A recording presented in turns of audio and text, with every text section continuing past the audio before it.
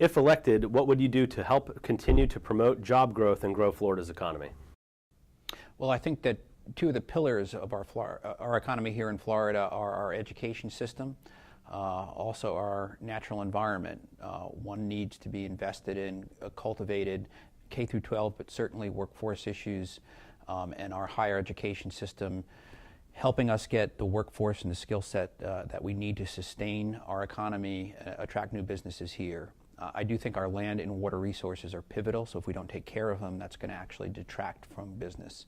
One of the things that I think that we could do really quickly is access $18 billion in federal money. This is tax dollars that we've already contributed to as Floridians in order to expand Medicaid.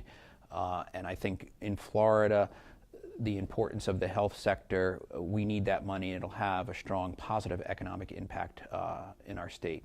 I also think small businesses and innovation, we can continuously revisit and think of ways where we can relax some of the constraints that are in place that don't allow for innovation in our small business community, where most of the jobs are created, to grow as fast as they otherwise would. How would you improve Florida's healthcare situation? As noted, I would try to expand Medicaid, or if we don't call it Medicaid expansion, figure out a way that we can access significant amounts of federal dollars to make sure that all Floridians have access to health care. We have 800,000 Floridians right now that do not make enough money to qualify for the Affordable Health Care Act, but they make too much money to qualify for Medicaid. So we have to close that gap, for starters. There are things that we can do to improve services for folks that are already on Medicaid, especially children that are being shuffled around and they're just not getting the quality of care that they need. There's a lot more that we can do in terms of strengthening the workforce in that. I think we can actually build more or initiate more residency programs so we can get more nurses, more doctors to stay here in the state of Florida. There are probably things that we can do in terms of affordable housing that make being a nurse in Florida an attractive thing to do, and actually have sort of a meaningful and acceptable standard of living. What challenges do you see in Florida's K through 12 education system, and if elected, what would you do to address those challenges? Well, I think there are a number of things that we could talk about. In my short time, though, I'll focus on one that's pretty close to the top of my list, and that's the importance of investing early, perhaps even prior to a kindergarten.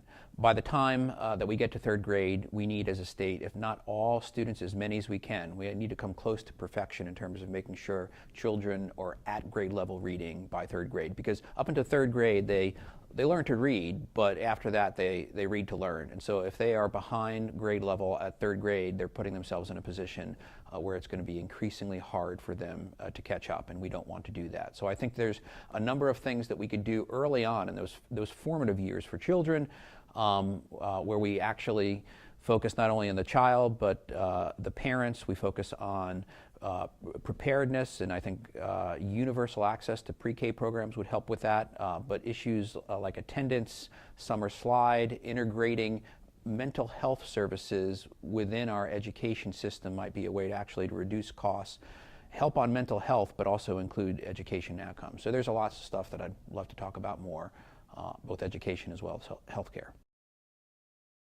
My name is Frank Alcock. I'm running for the Florida State Senate, District 23.